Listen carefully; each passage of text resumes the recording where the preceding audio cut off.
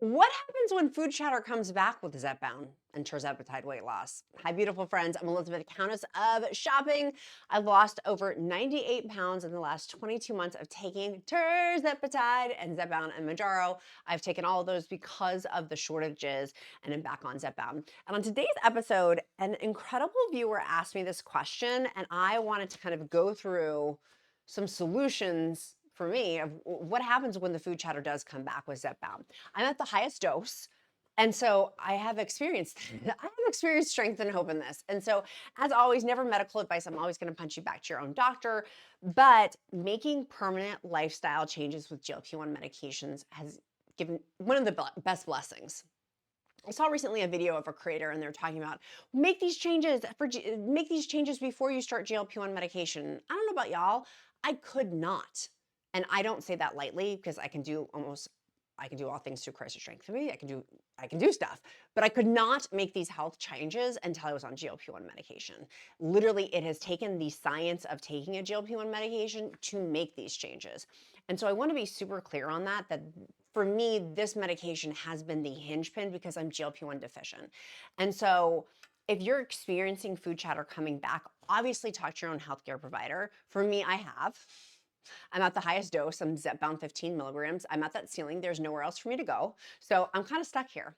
But the blessing of it is I'm kind of having to work on my issues. It has been painful. It has been hard. I have clawed my way through this and still continue to lose weight because I still do have weight to lose with my BMI. I'm also, just to give some context, I'm a large top and I'm size 14 bottom. I'd like to get down to a size 12 bottom. So just health-wise, I really want to get to that smaller space for that. So let's talk about this. If food chatter comes back, normally I'd say for me, that was one of the things that I would titrate up. It was one of the reasons why I'd titrate up. After having changed my injection site and a bunch of other things that I've talked about in other videos, make sure you go check those out too. Click that like and subscribe button. But number one, this first one, you're gonna get annoyed with me. Please don't get annoyed with me. Stay with me, don't you go anywhere because it's very simplistic, but it also may be too simplistic that you're not doing it.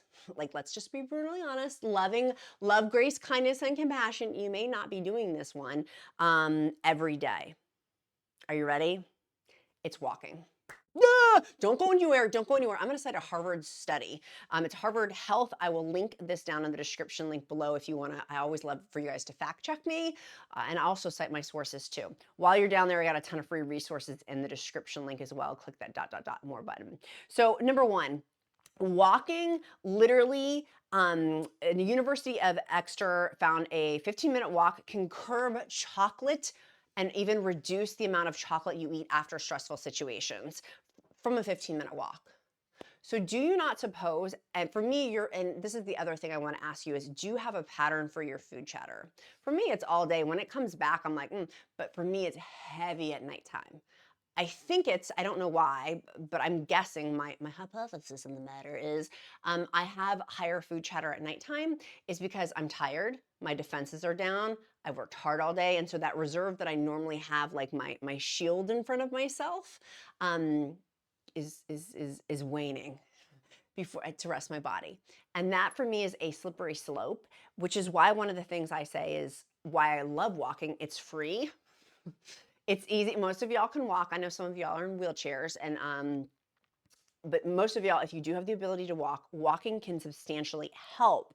Another part of this, Harvard researchers looked into 32 obesity-promoting genes in over 12,000 people. They determined how much these genes actually contribute to body weight. Among the study participants who walked briskly for about an hour a day, the effects of those genes were cut in half. The effects of those obesity genes were cut in half by walking an hour a day. Now, I'm not saying you need to hoof it for an hour a day, but the 15-minute walk thing, I'm like, anybody can do that, even if you have a crazy noodle schedule like I do. And you guys, some of you have even more noodlier schedules than I do. And so that's one of the things we're going to talk about. Stay till the end. But walking reduces the risk of developing breast cancer. Researchers have already known any kind of physical activity blunts the risk of breast cancer, but the American Cancer Society study zeroed out on walking found women who walk 7 or more hours a week had a 14% reduction in breast cancer, or lower risk of breast breast cancer than those who walked 3 hours or fewer per week. So this is what I'm saying of walking. Like, you scoffed at it, but then when you start hearing these stats, you're like, okay, have I walked today? Hell's bells no. But am I after this video? Absolutely. And call me on it. Ask me in the comments. Elizabeth, did you walk? I want to see those comments light up. It eases joint pain. Several studies have shown it reduces arthritis-related pain by walking 5 to 6 miles a week, can prevent arthritis from forming in the first place. Walking protects the joints, especially knees and hips, which are susceptible to osteoarthritis, lubricating them and strengthening the muscle to support them. Next one, boost immune function. Walking can help protect you in cold and flu season. They studied over at Harvard, over 1,000 men and women, and found that those who walked at least 20 minutes a day, at least 5 days a week, had 43% fewer sick days than those who exercised once a week or less. And if they did get sick, it was for a shorter duration and their symptoms were milder. So food chatter with Zepbound, the easiest thing you can cross off your list of all of these things, the road to the least resistance and least painful, flip and go out and walk for 15 minutes. And if you need my favorite walking shoes, you can go see my other video where I talk about that. I'll link it also down below. And I'll link my Amazon shopping list if you're like, I need some new sneaks. The sneaks that I recommend, by the way, I intentionally recommend them. They're like 40 bucks, 30 bucks. If you can get them on the Amazon sale, it is awesome to walk. So I'm gonna get off my soapbox. But it's one of the easiest things to help aid in food chatter. And like I said, nothing has stopped the food chatter in the tracks like a GLP-1 medication. I know that if I was on a higher dose of GLP-1 medication, I don't think I would have the food chatter that I'm having right now, but that for me is one of like the red flags to titrate up and talk to my healthcare provider, but there's nowhere else for me to go. Number 2, protein. I feel like it's a full-time job to track protein and eat protein. Anyone else feel that way? I keep seeing all these memes. I think it's up on my algorithm now that I talk about protein so much. But friends, I get my protein in various different ways. Coffee. My protein coffee, and people are like, coffee? I actually use espresso, decaf espresso in mine. I love using Bioptimizers. They're chocolate shakes. They're protein breakthrough. You can use the discount code QUEEN.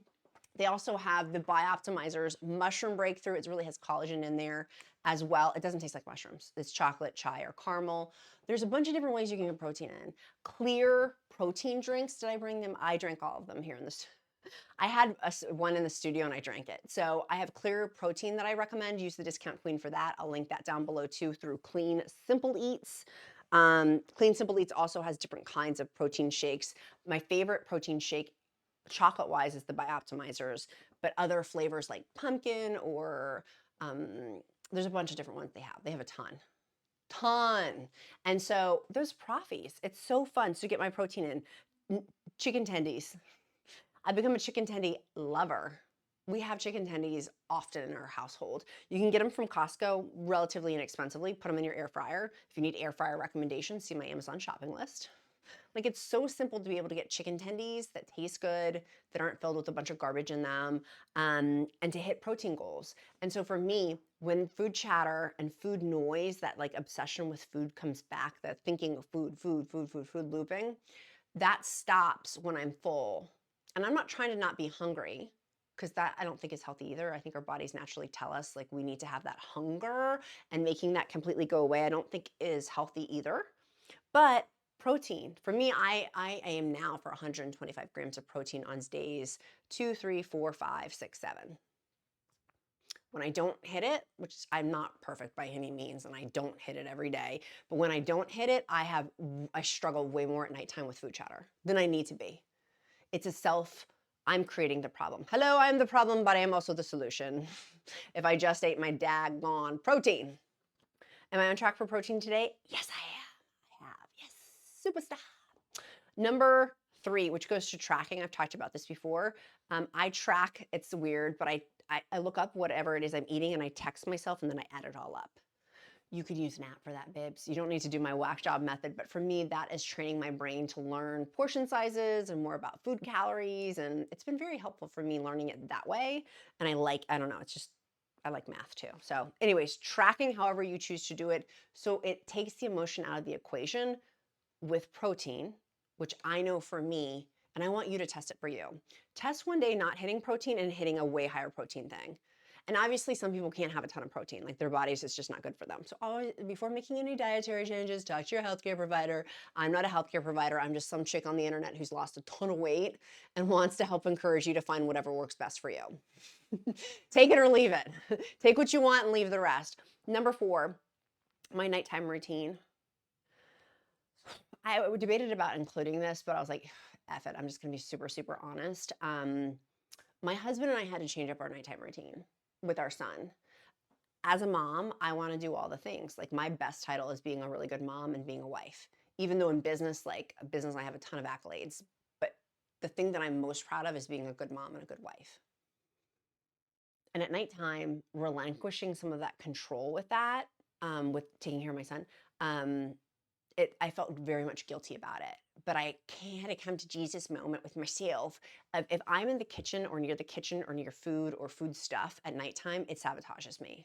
And I'll eat way more calories because I'm having more food chatter thoughts. And so, bless my husband, I'm married to a fabulous man. My hot husband is amazing. He's like, let's change up our schedule then. I'll do more with our son later on in the evening to help you have reprieve. And so we switched it to our schedule. I do more in the morning now. And so we switched it up. And I'm like, I have the best partner. And I know that I fully recognize that some people can't do this, but if you're getting triggered, if you know when your triggers are, maybe it's in the morning or whenever your trigger is. For me, it's at nighttime. With that nighttime, I was able to switch my schedule with my hot husband, with my kid. And then that has prevented so much excess calories from being consumed. Like it made a big difference because then I can go upstairs and I can be like, kitchen's closed, turn off the light, grab my water, and go upstairs. Now I'm gonna pee like a racehorse throughout the night because I'm drinking more water, but so be it. I'd rather have to pee in the middle of the night than be eating these excess calories right now. Eventually my goal is to stop drinking all that extra water, but it's helping me so much not be focusing on food. And obviously, and you guys know this, if you are morbidly obese, if you have chronic obesity management, any sort of obesity or even being overweight, you know people are like, don't have in the house things you don't want to eat. And I say that and I'm like, of course. But then I do that and I'm like, oh my gosh, I ate all that stuff. And I'm like, why did I have that in the house? This is another vulnerable moment, so please don't judge me. I feel like sometimes I share things that are like deeply personal and then people come back and like smack me in the face with it later on. I'm like, maybe I shouldn't share this, but I'm gonna share it anyways in the hopes that it helps somebody. For Christmas, every year I buy food products for people. For somebody with chronic obesity management, I have no business buying anybody food for Christmas. And I mean that with love, grace, kindness, and compassion to myself. Why am I buying those as gifts? I know that's going to sabotage me and I'm just going to eat those gifts. So why not be honest with myself and just be like, go have the muffin or whatever, the chocolate or whatever. Just go have some. Enjoy it, savor it, and not make it this whole thing. So this year, last year I did a very good job with that. I'm trying to think if I ate off plan at all. I don't think I did. I think maybe one thing I did. And it was like something small. It was not, previous years it's been like copious amount. I'm trying to remember last year what that was like. But this year, I'm not buying any food for anyone. And if I'm doing stockings, I'm gonna have my husband do it all. In terms of food stuff, if there is any candy purchased, I am not doing it. And this is one of those things of like, why am I doing that? And like, nobody wants that anyways. You know what I mean? Like something, I don't know. I did buy, by the way, side note, I'll link it down below if it's still on sale on my Amazon shopping list. Yankee Candle on Amazon was like crazy cheap. So I bought a bunch of Yankee candles for some people and for myself. I was like, I'm gonna start lighting candles now that it's gotten colder outside with my little UGG sweater. Now that it's gotten colder outside, I'm lighting candles. And that's like my new replacement. And so that's my next tip was number 5 is what can you replace it with? If instead of food, for me, it's like tumblers and people laugh at me. They're like, you just like, and yes, I do like tumblers, glass tumblers, Simple Modern. I like these better. I've gotten really into Brewmate because you can tip them upside down and they don't spill. I'm very into that. And so be it. If I look like a whack job because I have a lot of 40-ounce tumblers, oh well, I'm losing weight. And I'm feeling good about it and it makes me happy. You know what I'm saying? So what can you switch with that's healthy, obviously, like in a healthful way? It's a healthful thing. Tip number 6, stress. If you guys saw me, I feel like in every video almost I cry. I'm not crying in this video. Woo! I should get a gold star. But stress, mitigating stress for me. And when I'm stressed out, I eat more and I have more food chatter and more food thoughts and eating off food plans and not eating as healthy. What can you do to mitigate stress? And some things we just can't help. We had a family member who, I've said this, who had colon cancer, and they're in reprieve now. It's, well, I don't want to go into that, but very stressful, very, very stressful. And so, but that's not stress I can control, right? And so things I can change, things I can't, wisdom to know the difference. I can mitigate though my own stress with my workload and saying no to certain things and certain social situations. Like I kept putting myself in this social situation that made me it stressed me out. And I'm like, why am I doing that? That's no longer serving me. Why am I doing that? And so I want to encourage you, are there situations that are causing high stress that are no longer serving you that you can eliminate? Like just flat out be like, no, thank you. There's a way you can say no that's nice. You don't have to say yes to everything. And for me, I'm getting better and better at this. I still have a ways to go. I was crying in another video recently about a work thing and I ended up taking it. And I probably shouldn't have. I probably should have said no. But I took it because that's old patterns and old beliefs and old stuff. And that's the devil you know versus the devil you don't. And so saying no requires me to be very uncomfortable. But that's mitigating the stress and that's a new lifestyle pattern. And again, I've changed so much exteriorly and on the inside, major. And I'm going to need to, it's going to require me to get to the next level to continue to change on the inside too. And so mitigating stress. Number 7, at nighttime, if you're knowing when your food chatter is, where it's higher, or if you eat off plan, or food behaviors that no longer serve you, at nighttime is mine. So whatever your trigger is, for me, taking baths and showers at night is very helpful. Bubble baths or shower steamers, things like that. I have an amazing shower steamer company. I will link it down below. It's a family-run business based out of Napa, California. Excuse me. I'm obsessed with their products, their shower steamers. It's supporting a family business if you want to buy Christmas gifts or holiday gifts. Hanukkah is on the same day as Christmas this year. I'm very excited for all of my Jewish friends that it's on the same day to start Hanukkah. But so if you're looking for Hanukkah gifts too, I will link that down below. It's a Napa-based company, and it's a family-run company. They're amazing, amazing, amazing. So baths or showers. Again, how I talked about substituting things, that's a great substitute, is to have fun with baths or showers. There's a reason why queens bathed in these like luxury, if you guys watch The Spanish Princess, which is a great TV show, it does show nudity though, but it's a great TV show on like history, but like it's not all history. It's like they show bosoms, so like naked body parts. You may see a butt or two in there, but in the show they have the queen bathes in rosemary, herbs, and like all of these fabulous things, rose petals. Like I'm like, why am I not bathing in rose petals and rosemary and herbs? You know what I mean? Like that made me, I was like, that sounds so luxurious. I need to be doing more of that and have little bits in my bath. I may clog the bathtub and the count may freak out about it, but I'm going to do it. So like romancing myself in terms of like, not really romancing, but like making the bath time fun, like how we do for kids, we make their baths fun. Why am I not making my bath fun or my shower fun? Why am I not doing that? So I am starting to do that, and it's fabulous. And again, that's not going to curb. So going back to the food chatter part of that helps buy me time for a reprieve until I fall asleep, until I can make my way through of where eventually, for me, most times, which has happened a lot this week, I'm like, yeah, I'm thinking about food, but I'm not going to do anything about that. Thoughts can come in and thoughts can come out. Bless and release. They can come in and then they leave. And being totally okay with that, of where it's not rocking my world, it's not rocking my peace, it's not rocking my joy, and it's not rocking the scale. The scale's not a rockin', don't you come a knocking, okay? Like I am not letting that affect. And so blessing and releasing those thoughts of food and the food chatter of like, okay, thank you for sharing. You can leave now. I'm gonna go back to listening to my ocean sounds of the ocean as I fall asleep. Like, and then having an environment that is supporting these goals. That's the final one. Is your environment setting you up best for success? Or do you have reminders of things that are not super healthy? For me, we have our food behind pantry doors now. It sounds kind of crazy when I say this out loud, but it's true. Putting food not in the open. Like we have a glass refrigerator that by design is open to see all of our fresh fruits and all of our fresh vegetables, so we grab more of it.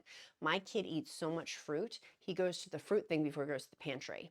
And so we intentionally did that by design, but the pantry and other pantry like snacky foods, they're behind a door because I don't want to look at it all the time. Like when I'm walking out of like through the kitchen, I don't want to see all this stuff.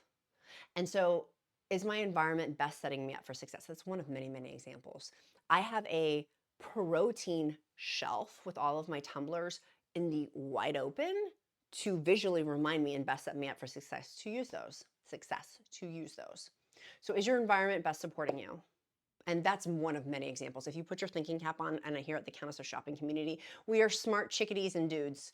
And so is there something within your environment that is triggering you with your food chatter? I hope that that helps. I wish I could say, and I thought erroneously when I first started taking GLP-1 medication, I thought, gosh, this food chatter is gone and it's going to be gone for good. And I'll never have to experience that again. And unfortunately, that's not been the case for me. I wish it was. And for people who have not had food chatter for a year or whatever, yay, I'm so happy for you. But that's not been the case for me, which is why I've had to set up some of these tools for me to best set me up for success. So I hope that that helps you. Tell me down below, do you have other tools? Do you have other tools? And your question of the day, what are you doing today to move you closer to your goal? Your emoji of the day is sweater. It's sweater weather.